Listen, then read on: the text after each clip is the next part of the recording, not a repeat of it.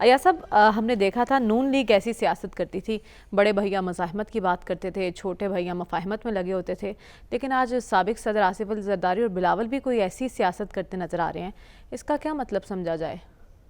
کیا بات کا بتنگڑ، وہ یہ کہتے ہیں وہ یہ کہتے ہیں۔ آپ کہہ رہی ہیں غیر یقینی صورتحال ہے، کون سی غیر یقینی صورتحال ہے؟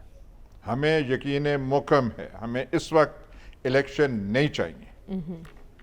پہلے $25 بلین جو نگران وزیر اعظم نے کہے ہیں، $25 بلین کی انتظار ہے۔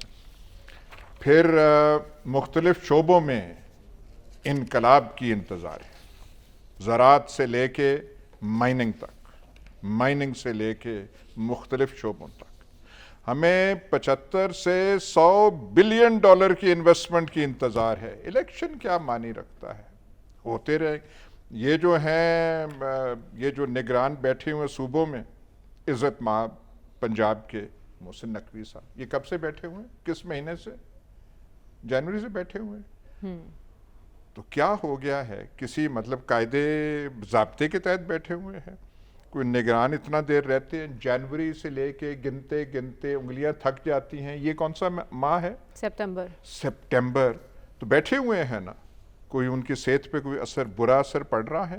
اچھا، زرداری صاحب نے یہ کہا ہے کہ سیاست بعد میں پہلے معیشت ٹھیک کریں اور نگران میں کہہ رہا ہوں ہمیں وہ پہلے انویسٹمنٹ آنی ہے، پہلے اس کا تو حساب لگا لینا۔ 25 بلین تو وزیر اعظم نے کہے ہیں، اور دوسری جو رقوم ہیں ان کا بھی ہمیں عندیہ ملا ہے، وہ پہلے آئیں گی۔ کایا پلٹے گی معیشت کی، دودھ کی نہریں انہیں پہلے چلنا ہے۔ الیکشن ہو جائیں گے، الیکشن سے آپ پہلے الیکشن نہیں کر سکتے۔ جو الیکشن ہوئے تھے 2018 میں، اس کی پاداش میں ایک حکومت آئی تھی، وہ آپ کو ہضم ہوئی تھی؟ 3 سال، 3.5 سال آپ بھی یہیں بیٹھی ہوئی تھی، آپ کے ہم نوا بھی یہاں بیٹھے ہوئے تھے۔ آپ کو برداشت وہ الیکشن کے نتیجے میں جو تھی وہ نہیں ہوئی تھی؟ نہیں تھی۔ روزانہ آپ مہنگائی کا ایسے روتی تھیں آپ، وہ میں اگر ریکارڈ کروں آپ کی اور آپ کے ہم نواؤں کی، میں مریم کہہ سکتا ہوں وہ وائرل ہو جائے۔ کیا مطلب ملکہ جذبات، تو اس حکومت نے اپنے ساتھ جو کیا، جو ملکہ جذبات جو آپ جو کرتی تھی، مہنگائی، جو آپ کا جو درد تھا غریب اس کے لیے، وہ جو ہے آپ اور میں تیسری بار کہہ رہا ہوں آپ کے ہم نواؤں کا ایسے تھا، تو وہ آپ کو نہیں ہضم ہوئی۔ 18 ماہ یہ جو یہاں پہ ایکسپیریمنٹ ہوا، جس نے ملک کا وہ کیا جو کوئی سوچ بھی نہیں سکتا تھا، اس پہ کبھی عذر پیش کیا جاتا تھا، کبھی بہانہ کیا جاتا تھا۔ تو الیکشن سے آپ نے کیا کرنا ہے؟ لیکن جس حکومت کی آپ بات کر رہے ہیں اس کی کارکردگی سے آپ خود نالا رہے ہیں، اور یہ ریکارڈ پر موجود ہے۔ ہمیں ان چیزوں کا انتظار ہے، ہمیں الیکشن نہیں چاہیے، غیر یقینی صورتحال نہیں ہے۔ ہم نے دیکھا یوجولی جب بات پکی ہونی ہوتی ہے ایاز صاحب، تو اس سے پہلے کچھ آنیاں جانیاں ہوتی ہیں، ہر رشتے میں ایسا ہی ہوتا ہے۔ تو زرداری صاحب تو آ گئے ہیں کراچی، اگلے مہینے وہ لنڈن والے بھی آ رہے ہیں، تو کیا کوئی انتخابات کی نوید سنا رہی ہیں ان کی آنیاں جانیاں؟ میری آپ سے درخواست ہوگی کہ آپ ابھی شام کو نہیں تو کل صبح لاہور کے کسی بازار میں آپ قدم اپنا وہاں رکھیں اور پوچھیں کہ آپ کو دلچسپی بلاول بھٹو یا آصف زرداری میں ہے۔ آپ کو ایک بھی ہاں کہتے ہوئے نہیں ہوگا، لیکن آپ نے کر کے ماشاءاللہ، مطلب قربان جاؤں آپ کی وہ اس بات پہ کہ آپ بلاول بھٹو اس میں سے کر رہے ہیں۔ بہرحال ایک دوسری درخواست ہے آپ سے، 90 روز کا ذکر نہ کیجیے۔ اچھا، آپ کیونکہ اس دنیا میں نہیں تھیں، آپ تو ویسے اب بھی کم سن ہیں، تب آپ نہیں تھیں۔ جو مرد مومن، مرد حق تھے، اور پاکستان میں حق اور صداقت کے سب سے بڑے علمبردار جنرل ضیاء الحق، وہ کہا کرتے تھے 90 روز میں، یہاں ہاتھ پہ 90 روز میں میں انتخابات کراؤں گا۔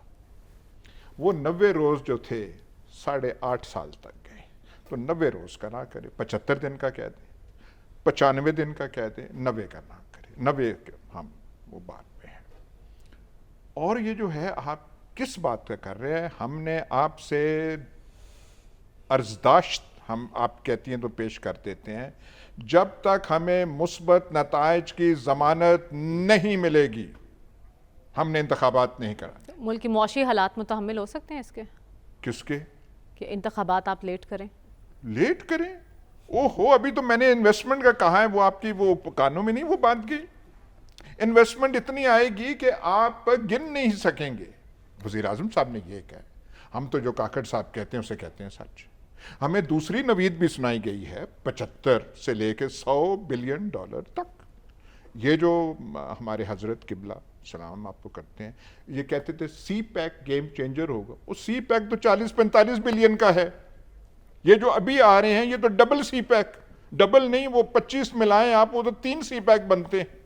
پاکستان کی تقدیر تب بدلے گی. پھر ہمیں جب یقین ہوگا، پھر بھی مثبت نتائج کی ہمیں جب تک ضمانت نہ ملے، ہمیں شر پسندوں کی ایک لسٹ ہے ہمارے سامنے، وہ جب تک فتنہ باز الیکشن میدان سے نہ نکلیں.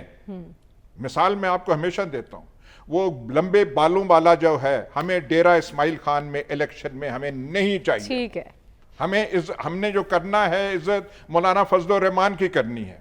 اس عمر میں آپ مولانا صاحب کے ساتھ الیکشن کرا کے اور یہ لمبے بالوں والا آ گیا تو آپ مولانا صاحب کے ساتھ کیا کرنا چاہتی ہیں؟ اور جو باقی ہیں وہ سارے وہ آ جائیں، وہ جو سارے کوئی چھوکرا ہے، کوئی پتہ نہیں کم عمر ہے، کوئی یہ ہے، وہ سارے کے سارے الیکشن سے نتائج کا بعد جب تک نکلیں. یقین نہیں ہمیں ہو جائے گا چاہیے تب تک الیکشن انتخابات نہیں ہوں گے. یا صاحب یہ سلسلہ کہاں جا کر رکنا ہے اور عوام کا رد عمل کیا فیس کر سکے گی یہ نگران حکومت؟ ابھی تو آپ نے دیکھا کیا ہے، صحیح. ابھی تو اور دیکھتے جائیے، مزہ جو ہے عوام کو پھر آئے گا جس عوام کی آپ باتیں کر رہے ہیں. ابھی کیا ہوا ہے بجلی کا؟ پہلے تو آپ وہ جو مسیح قوم، اس کے احسان مند قوم کو ہونا چاہیے. وہ باجوہ صاحب جو تھے کیا کیا مہربانی کر کے، کسر رہ گئی منشی ڈار نے پوری کر دی. منشی ڈار نے اور ان کے ساتھ جو کابینہ اور وہ سارے، اور جو ہمیں بتایا جاتا تھا میں کل مل کے آیا ہوں، میں پرسوں مل کے آیا ہوں، وہ سارا کچھ انہوں نے کر دیا ہے. اب یہ جو ہے دیکھتے جائیے، اور یہ تو ابھی شروعات ہے. کہانی لمبی، یہ کہانی کا دیباچہ ہے، ٹھیک ہے، انٹروڈکشن ہے. ابھی تو اور چلنا ہے. کئی ایسی چیزیں ہیں جن کا ہم ذکر نہیں کر سکتے، لیکن اچھی نوید ہمیں آج سنائی ہے. میں نے وہی کہا، بزرگوں کی بات جو ہے دل نشین کرنی چاہیے، جو انہوں نے کہا کہ آئین اور قانون کے تحت سب کچھ چل رہا ہے نظام. یہ پاکستان کے لیے خوشخبری ہے کہ جو بھی ہے آئین اور قانون کے مطابق. ابھی تو آغاز ہے، آگے آگے دیکھیے ہوتا ہے.